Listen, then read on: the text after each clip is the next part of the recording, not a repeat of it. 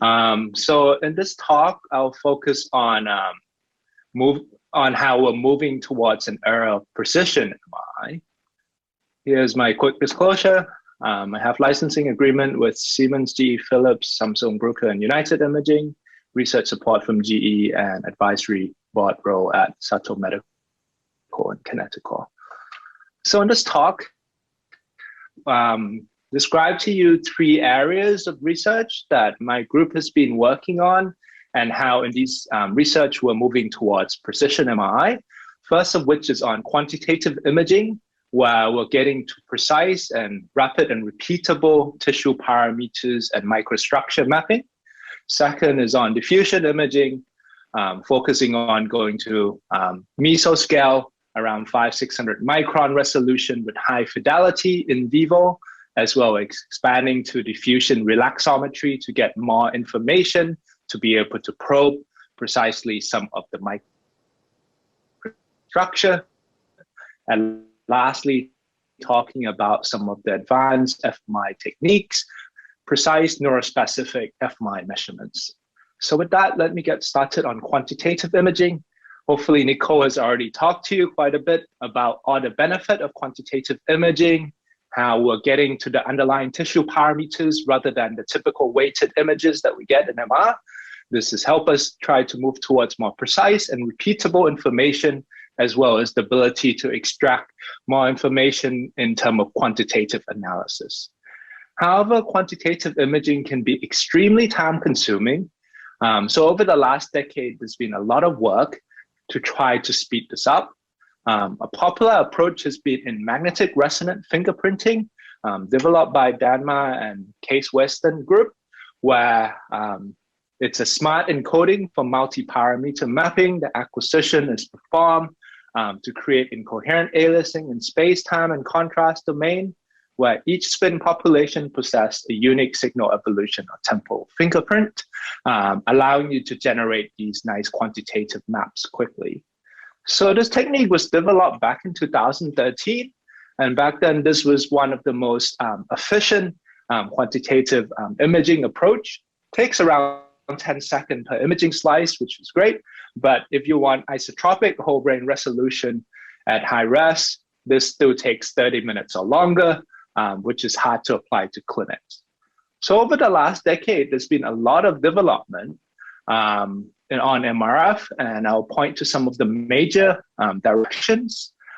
First is on moving away from 2D slice-by-slice imaging to simultaneous multi-slice and 3D acquisition, where these volume encoding can provide you with much better SNR, as well as the ability to undersample data across more dimensions to speed up the acquisition. There's also been a lot of work in terms of improving the reconstruction with parallel imaging, maximum likelihood, subspace reconstruction. In particular, with this subspace temporal low rank approach that was pioneered by C. Pei-Liang and his group from UIUC. This has really helped us in MRF reconstruction. This approach tells us that the signal evolution of tissue lives in a low-rank temporal space, so you only need about 5 or 6 of these temporal images that you have to reconstruct rather than 500 or more images across the time point, making the reconstruction problem a lot easier, allowing for a much higher acceleration. There's also been quite a bit of work on sequence optimization as well, in particular through the Cram-Rao bound approach, where it produces some surprising result that if you design the sequence well, actually having less varied and less random flip angle and TR train can actually provide even more unique fingerprints of tissues to allow for better separability. So with some of these advancements combined together, where are we now? Here's some of the latest work from my group showing that at 1 millimeter isotropic whole brain, you can acquire MRF data in less than 2 minutes now, representing an order of magnitude faster scan. We can also leverage this technique, this improvement in encoding efficiency to go down to 0.66 millimeter isotropic whole brain in just 4 minutes. Zooming in a little bit here, you can appreciate, hopefully even through Zoom, the increase in resolution that you get with this 0.66 millimeter, where now you can see some of the perivascular space quite well in this 4-minute scan. This still surprised me sometime looking at these data, that we can do 0.66 millimeter whole brain in just 4 minutes. We have sufficient SNR to do this on a clinical 3T scanner.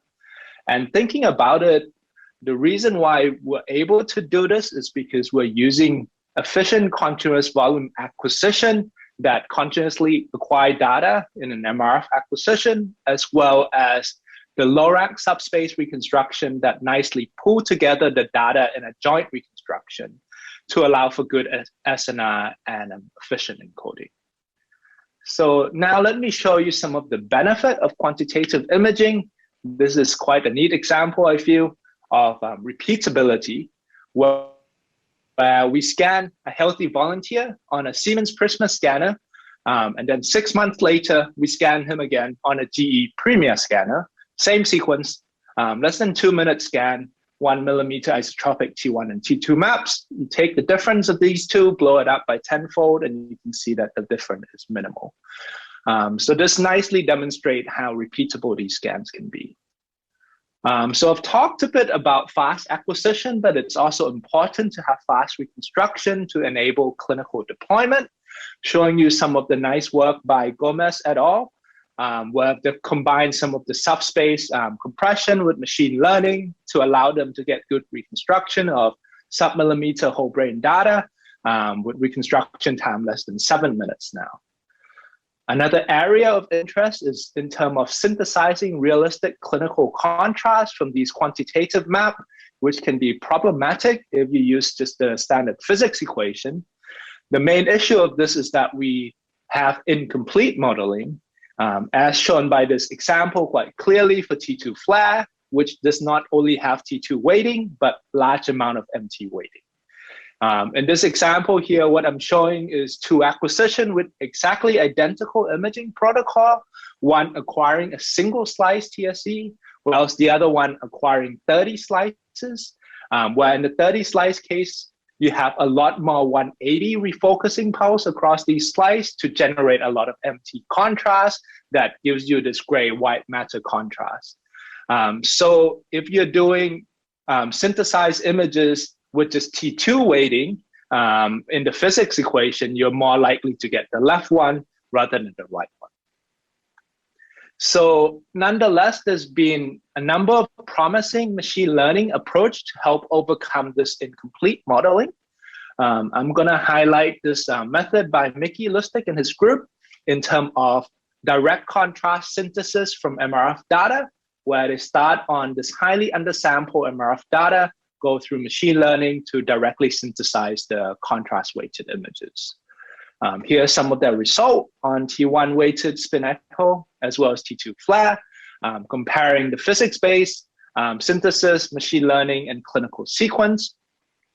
As you can see here, T1 performs reasonably well even with the physics equation, whereas in T2 flare, this fails completely because you don't have the MT contrast incorporated. The machine learning approach seems to work pretty well, however, matching that of the clinical sequence scan. So hopefully with some of this, I've shown you that we're moving towards precise quantitative neuroexam that can be done at sub-millimeter isotropic resolution in just a few minutes with fast reconstruction and accurate synthesized contrast-weighted images. Now that I've talked a bit about MRF, I'll show you a couple of other emerging quantitative techniques as well that are gaining some traction. Okay, so one of this is the multitasking approach developed by W.L. Lee and his group at UCLA, where they extend the low-rank temporal subspace model idea to across multiple dimensions using low-rank tensor. And they've done this for cardiac imaging. Here you have the low-rank and T1 relaxation, cardiac bases, as well as respiratory bases. They've also utilized an efficient acquisition of golden angle, radial, and stack of star with interleaved navigator to estimate cardiac and respiratory bases.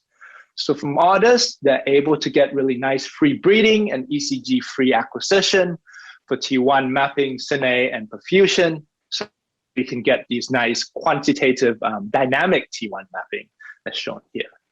They've also recently extended this to the brain to get extensive parameter mapping and synthetic images at 1 millimeter isotropic whole brain in just 10 minutes, where they're also getting T1 row and T2 star as well as QSM.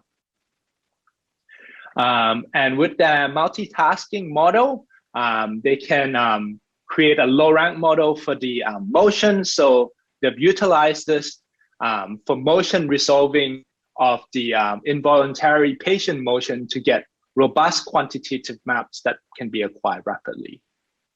Another technique for rapid quantitative imaging has been an echo-planar time resolve imaging, or EPTI, that my group has been pushing forward. This is a distortion-free multi-shot EPI approach where the encoding is performed in KT space, where each of the EPTI shots aim to cover a large section of KY using a spatial temporal Kaipi sampling pattern. Using a few of these shots, you can cover the whole KT space quickly, and using a synthetic synergetic reconstruction, you can fill up this KT space well, and allowing you to time resolve hundreds of different images at different TEs across the readout. Here's an example of such a sequence for a 90-180-degree acquisition, where such a time resolve approach enable you to do a continuous readout to fill out any dead time to provide high sequence efficiency. So here's what it looks like in practice. 1.1 millimeter in plane resolution acquired at about 1.6 second per imaging slice. From this, you get 112 echo images that are distortion and blurring free with different T2 and T2 star weighting. So we've employed this into a sequence that has T1 recovery, T2 decay, as well as T2 star decay. Putting this all together, we're able to generate 1,350 imaging volume at 1 millimeter isotropic resolution with these different weightings in a fast 3-minute scan without distortion and blurring. From this, you can nicely extract whole brain quantitative maps of T1, T2, T2 star, proton density, and B1 plus. So with this, we've also did quite a bit of scan, rescan, repeatability to make sure that we're getting robust and precise measurements of these quantitative metrics. The way we did this was we first synthesized the MP-RAGE image from the T1 map that we got. This allows us to do auto brain segmentation to different region of interest. Then we looked into the T1, T2, and T2 star value in each of these region of interest and compare scan, rescan. As you can see here, this is highly repeatable with minimal bias or differences. With this encoding, we can also titrate how much resolution we want to get for a particular amount of scan time that we have. You have a 1-minute time to do this whole scan. Oops, go back. You would be able to do 1.5 millimeter isotropic. 3 minutes is 1 millimeter, and then 9 minutes, you get to 0.7 millimeter isotropic of these quantitative maps. So let's look a little bit further on this 0.7 millimeter. At such a high resolution, you can start to look into some detail features. In this case, we're looking at cortical depth.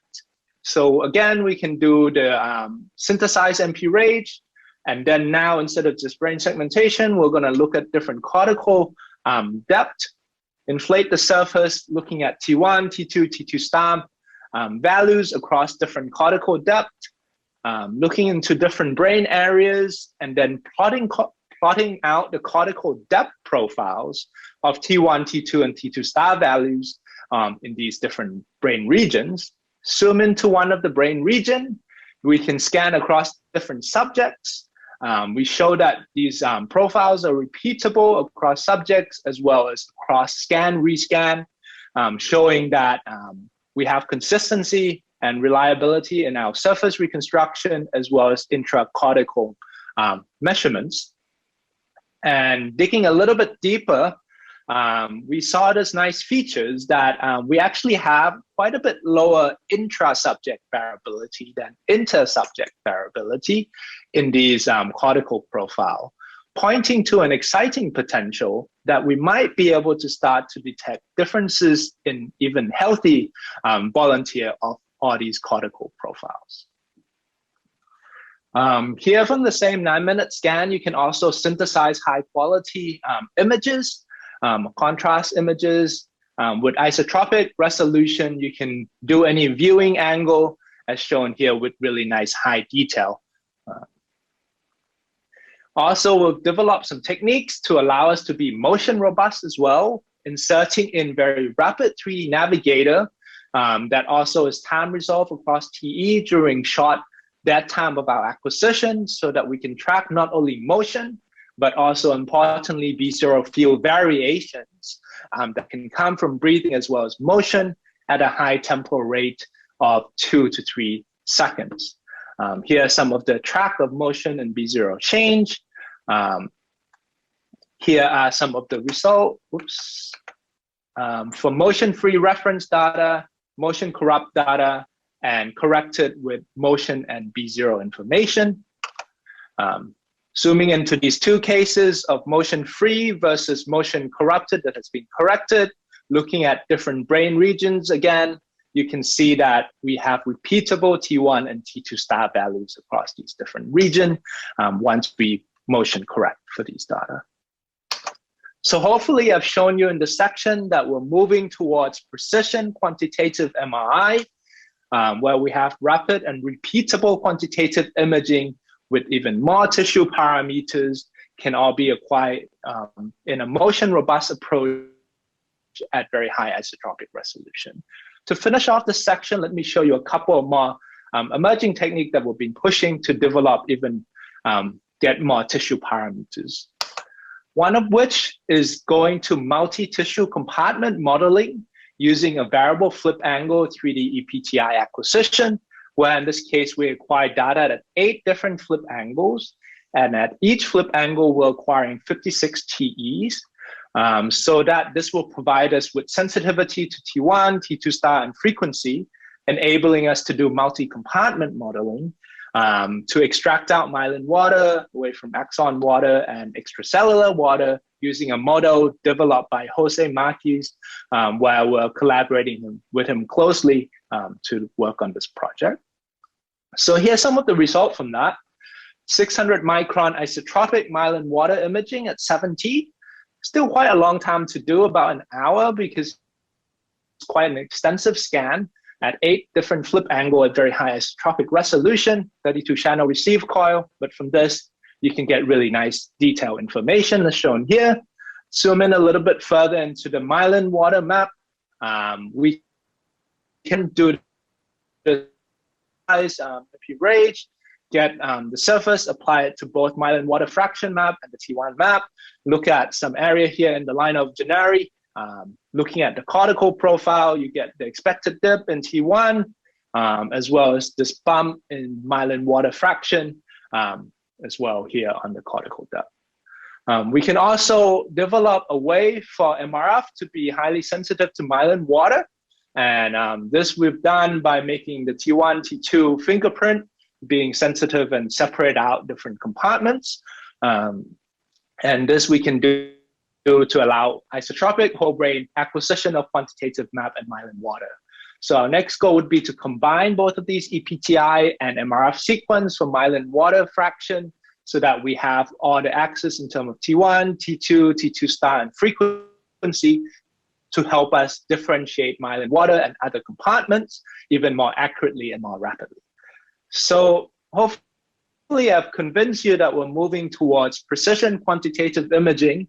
Now let me talk to you about some of the diffusion imaging work, where we're pushing to high fidelity mesoscale diffusion acquisition as well as diffusion relaxometry mapping.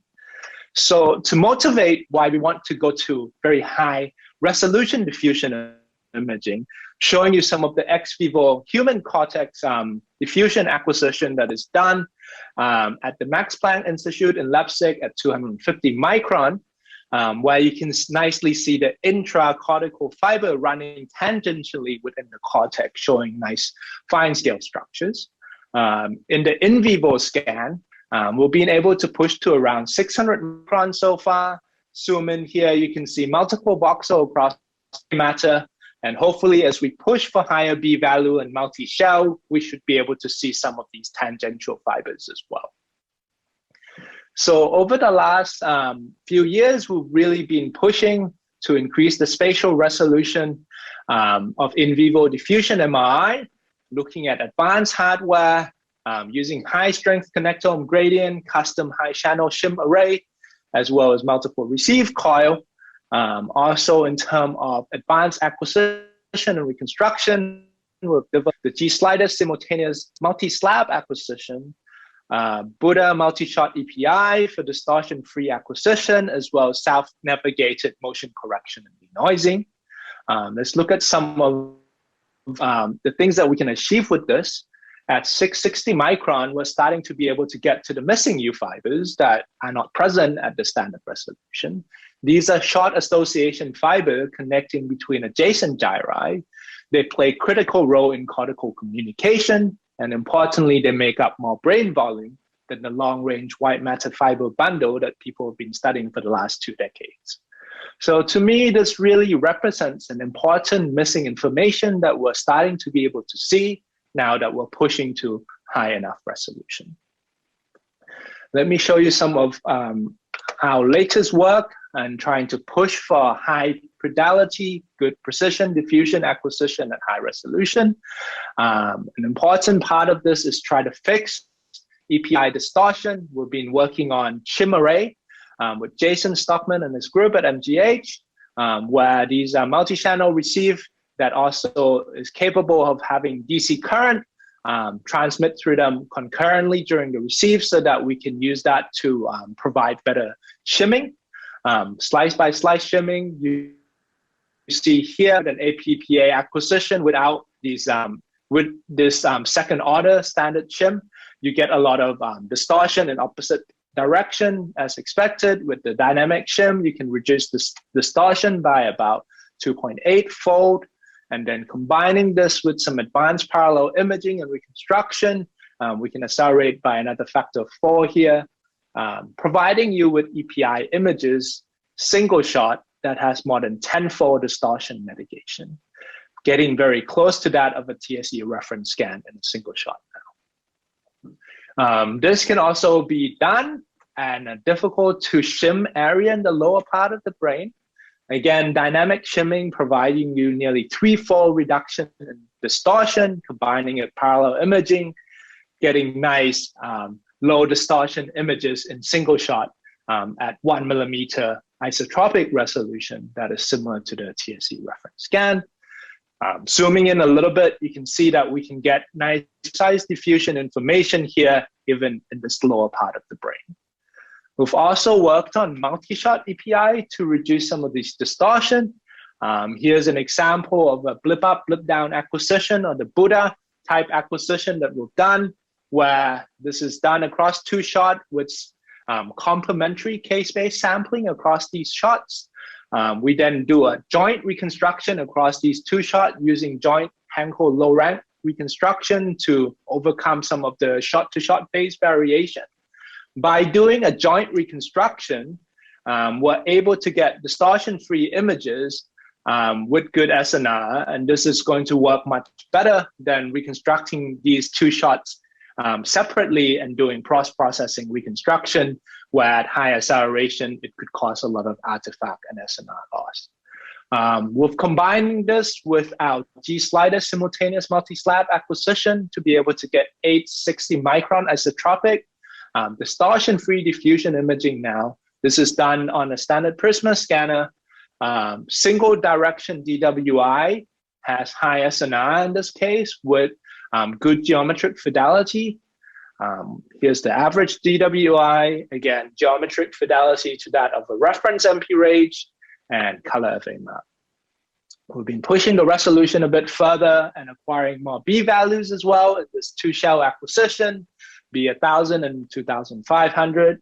And zoom in into the S1 M1 area of the cortex, where you can nicely see that in M1 it's mostly radial and S1 is mostly tangential, as expected from previous study by Jennifer McNabb. Now we've done it with multiple voxel across gray matter with high fidelity in terms of geometric fidelity as well.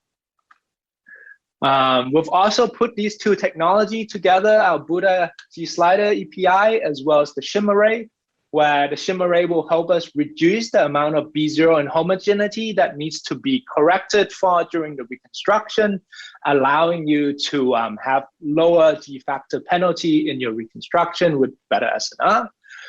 We're utilizing this to get distortion-free 600 micron isotropic data on a standard clinical scanner, where you can get really nice high detail here. However, this is very high resolution and still takes 2 hours to image, and it's still quite noisy. We'll be trying to improve our SNR of these resolution acquisition using prior information. Here's an example of what it looks like without prior information and denoising. 3 averages 75 minutes for 660 micron isotropic. This was on the Connectome scanner. Getting pretty good FA map, but if you're doing just one average of this data across 64 direction, it's pretty noisy. We've done some work in collaboration with Justin Howder and his group using SNR enhancing joint reconstruction, where has developed really nice technique to leverage shared structures in DWI to denoise this data, allowing you to get this nice quality imaging in just a 25-minute scan. Also pushed to go faster for G-Slider SMS using Q-space compressed sensing. Here's a joint work with Yogesh Ratai and his group at Brigham and Women's Hospital, where we perform random subsampling of the RF encoding in our G-Slider acquisition. Instead of using the typical 5 RF encoding to 5 subslice in each of our thin slab acquisition, we randomly subsample these RF encoding to just 2 or 3 per diffusion direction, then enforce sparse spherical richlet in the ODF space while we do the reconstruction. Let's look at how this will help. Here's 860 micron isotropic data, B2000, 64 direction on a Prisma scan, takes 20 minutes, showing you one of the diffusion encoding direction, which is quite noisy. Now, if you do 4 averages of this, things clean up really well, but it takes about 80 minutes to scan them, which is far too long. So let's try to go the other way and subsample this using Q-space compressed sensing and prior information. We can actually get a lot of denoising and really nice reconstruction in just a 10-minute scan. So hopefully with some of this technology, we're gonna move towards precise, high quality sub-millimeter diffusion protocol in just a 10-minute scan on a clinical scanner using some of these G-Slider technique and denoising. Denoising is a popular technique now with many promising approaches that are being developed, such as the MPPCA, Nordic, as well as Patch to Self and many others. One of the things that is important in terms of looking into denoising is that we should have a good ground truth to compare things to, which I feel is still quite lacking in the community. So we've been pushing to create a reference data set that people can use in comparing their various denoising approach and developing new techniques. So with this, we have a reference Connectome data set that we generated at 760 micron isotropic that you can all download now. It's available publicly. This is a time-consuming scan, 9 2-hour sessions of scanning on a very dedicated healthy volunteer, where we've utilized the custom foam head case, as shown here, to really lock in the patient with no motion during each scan. Importantly, this allows us to localize the scan at the same exact position and use exactly the same shim coefficients for all these 9 2-hour sessions to get really good co-registration for all the 9 2-hour session scans. We're getting 1,200 direction also across 2 shells of B1000 and B2500. As you can see here, you can get really nice detailed information of the brain. Hopefully it transmits okay onto Zoom as well. Here I'm showing some of the detail, an area of highly dense crossing fibers that can be resolved really well. The brainstem, which shows up really nicely here, as well as some of the cortex area where we can also show some of the crossing fibers as well. So hopefully this data set will help people in terms of developing various denoising approach and benchmarking it. We've also applied some technique of EPTI to diffusion acquisition as well, where we've developed a propeller-based EPTI approach to allow us to have time-resolved, distortion-free diffusion imaging that is self-navigated for motion and shot-to-shot phase variation. Here's what you can get when the images are distortion and blurring-free at 1 millimeter in plane resolution. You can really get nice detailed information of the diffusion here. But on top of this being a time-resolved approach, you also get rich relaxometry information where each of the diffusion encoding, you can now get various T2 and T2 style weighting so that you can generate these quantitative T2 and T2 star map at the same time as these diffusion metrics. This is nice, however, it took a long time to acquire. Even at 1 millimeter, you need about 9 shots per imaging slice. So we're trying to speed this up quite a bit. So with that, we've developed this accelerated echo train shift EPTI approach, or ACE EPTI, where we're trying to speed up the acquisition as well as boost the SNR of this imaging. Let's look at how we're trying to boost the SNR of this approach. Since an EPTI acquisition is a time-resolved acquisition, you can actually shift where you acquire the spin echo. It doesn't have to be at the center of the readout train. It can be at the beginning, the same as spiral imaging. So we can compress everything up front in the diffusion encoding to achieve minimal TE to really help us boost the SNR as well. We've also designed accelerated KT sampling to work synergetically well with the subspace low rank reconstruction, where we have more sampling densely in the center and less sample at the higher frequency. This is allow us to create time-resolved, distortion, and blurring-free sub-millimeter diffusion imaging in just 3 shots. Looking into this time-resolved data, we can actually get very high SNR from this echo train shift idea to minimal TE, getting about 20 to 30% higher SNR than the conventional SMS acquisition that we have been performing. Here's the TSNR comparison of a time-matched EPI, 3 averages, with partial Fourier 6.8 to be fair, so that the T is quite short there already, with in-plane acceleration of 4.2. So as you can see here, with the ACE EPTI, you can get quite a bit of boost in terms of SNR from this. So what does it look like in terms of the reconstruction? Here are some of the mean DWI images, as well as T2 star map at different B values. As you can see, at higher B value, we're getting a bit lower T2 star value because of the different weighting between the axonal and the extracellular water as the diffusion encoding is being applied. We can also generate color FA map at a range of different TEs. I'm just grouping some of the TEs together before applying some of these color FA to them. And if you look at the early TE ODF and later TE ODF, get a bit more information. Note that these are generated from exactly identical acquisitions, so they're perfectly aligned and registered. And you can see here at the later TE, in this case, you have different mixing of the different compartment due to the T2 star decay and potentially helping us resolve more of the crossing fibers. So these are just some early work to explore some of these T2 star time resolve imaging. But I want to note that there's a lot of really interesting work in looking at diffusion relaxometry spectrum imaging to look into multi-compartment modeling, which I don't quite have time to go into in this talk.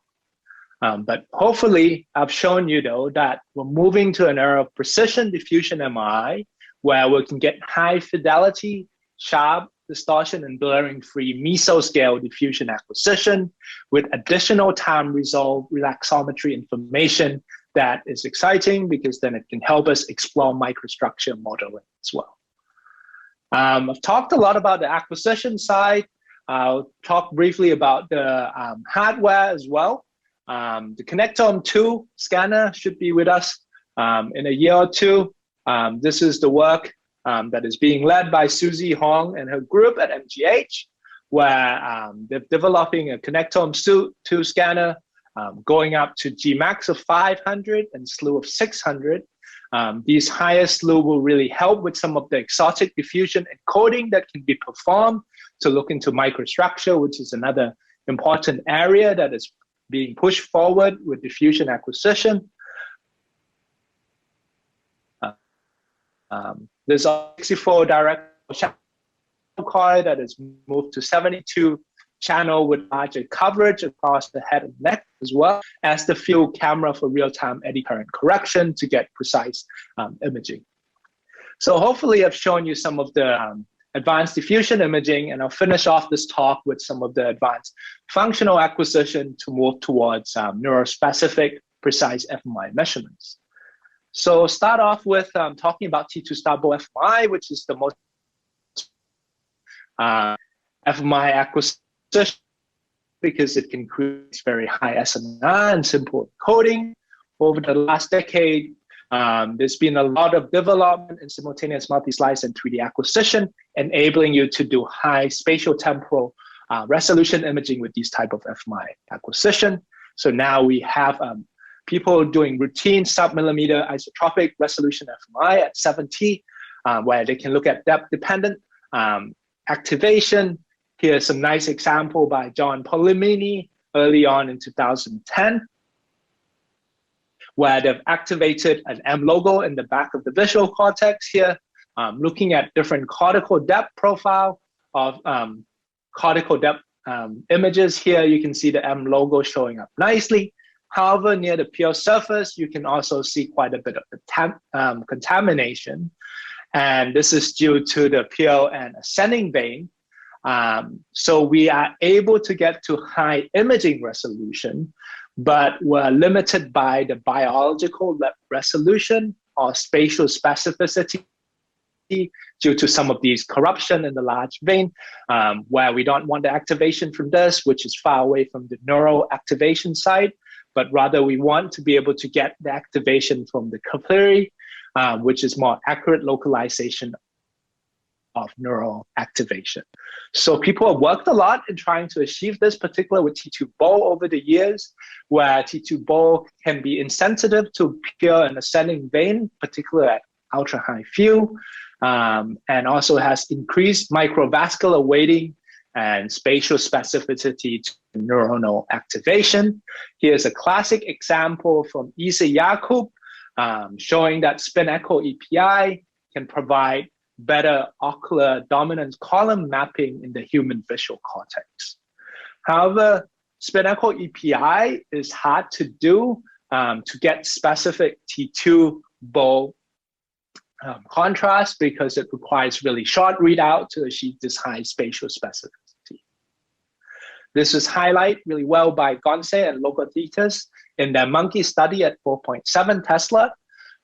Here's an example of what the activation in the visual cortex look like for gradient echo EPI. Looking at cortical profile, you can see that you have clear influence of large vessel. Now, if you do spin echo EPI with 4-shot, multi-shot acquisition, your EPI readout train is still around 30 milliseconds. It has a lot of T2 star and T2 prime contamination. You're still getting this pure surface bias. Moving to 8 shots, still large vessel contributions, still present in a 15 millisecond readout. Go down 16 shots, now you're getting more specificity and the peak of activation within the cortical layers as expected. So this tells us that we really need highly segmented EPI to be able, spin echo EPI, to be able to get this high spatial specificity. However, segmented multi-shot EPI is challenging. It's very susceptible to motion and physiological noise, as well as lead to long acquisition time. So we have to try to solve this to be able to get to this promised spatial specificity. We recently tried to apply echo-planar time-resolved imaging method to solve this issue, where with EPTI, we can time resolve exactly on the spin echo point or any other point in the readout train. So let's look at how this works. Here's the application of EPTI to FMI to generate PLT2 bowl with minimal T2 prime contamination. Apply this for visual cortex at 70.9 millimeter isotropic. With this time resolve approach, let's pick 3 data point from the same data set of acquisition, spin echo data and 2 gradient echo weighted data. Let's look at the cortical profile activation. You can see here with spin echo, you have flat profile as expected, the cortical depth, whereas with gradient echo, you have large influence from these large veins. Okay, so let's renormalize the plot a little bit and plot them relative to the center of the cortical profile, so you can kind of see quite a bit better how these profile differs. With this time resolved data, we have full KT data as well. So with that, you can actually synthesize out of the same data a spin echo EPI readout with different echo train lengths. So we did that, and then we can see that with these different echo train lengths, you get varying amount of T2 star contamination. And with shorter and shorter echo train length, we're getting more closely to that of a flat profile as shown here. Here, as you can see from the gradient echo, you have a lot of contamination near the PL surface, while spin echo, you're able to get more precise activation that is more closely resemble that of the neuronal signal. With EPTI, you can also get geometric distortion-free data at 70, as you see here, being in the same geometric fidelity as a TSE scan without blurring or distortion. A nice feature is that we're also robust to dynamic distortion change due to B0 and susceptibility. Here's conventional EPI with distortion and motion correction. And you can see here, we're looking at this particular point, a line across this. You see that it's bouncing up and down even with all these correction. And this is due to dynamic B0 change across the readout that can, across the acquisition that cannot be corrected in typical conventional EPI. Whereas with our EPTI acquisition, we're able to track these B0 change directly from mining the data and reconstructing each time frame so that you can see we have more robust motion correction in this case, increasing the reliability of our FMI analysis here as well. Also, I want to say that these neurospecific acquisition as an emerging field, there's some really nice work by on CBV with basal as well to get to this neurospecific FMI, where he's shown some really nice whole brain 0.8 millimeter isotropic data with good activation specificity. And this technique can also be titrate in terms of spatial and temporal resolution with limited coverage. You can get very high temporal resolution here, 0.65, to look at the activation profile as well. There's also Ben Poser and his group looking to boost the SNR of basal by using spiral, where you can get to shorter TE to have much less T2 star decay. With SMS spiral, they're gaining about twofold or a bit more SNR compared to an EPI-based acquisition, which is really great. With some of these spiral techniques, it's also important to use some of these field camera to be able to reconstruct with an expanded signal model for off-resonant trajectory calibration to get nice crisp images as shown here. So hopefully I've also convince you that we're moving towards precision functional MRI, towards neurospecific FMI at a very high mesoscale resolution, where the imaging can be done really crisply without any distortion.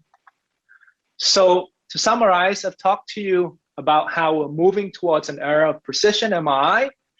First on precision quantitative MRI, enabling us to do rapid, high-resolution quantitative neuro exam that is robust and repeatable, as well as allowing us with the ability to robustly study detailed structures such as intracortical depth profile of tissue parameter and microstructure measurements.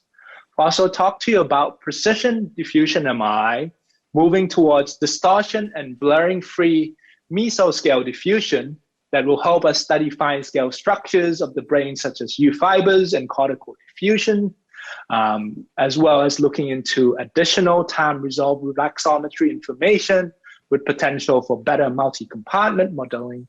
And lastly, talked about some of the advanced FMI techniques to help us move towards neurospecific FMI at the mesoscale. With that, I would like to thank, I would like to, it went far. Okay, I would like to acknowledge my group as well as the following institutions and grant support. And thank you for your attention.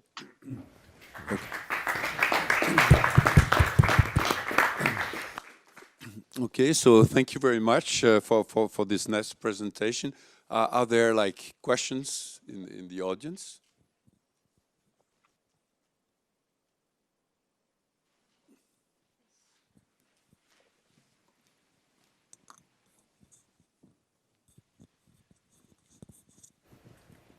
Hi, Kawin. Thank you very much. Really mind-blowing sequences and Ileana, images. introduce yourself because he doesn't see you. Oh, it's hi. This is Ileana Jarescu. So I very much like, of course, the sequences that you develop and the potential that it brings, particularly for diffusion. I'm more on the modeling and microstructure side at the end of it. But I was curious, so in terms of the denoising techniques that you mentioned, it seems they have they have even more potential if you denoise single channels before reconstructing. So is that something that you can integrate in your framework, for example? Yes, one of the things that we'll be looking into is I think these denoising approach are very promising. And for some of the kind of MPPCA type reconstruction, it's better. Denoising, it's better to denoise when data is IID. So going back to the channel part would be helpful. One of the issue related to that is when you accelerate the acquisition a lot, there's a lot of folding and things that we have to take into account of. And we're looking into potential ways to try to incorporate such a technique into our acquisition as well, yes.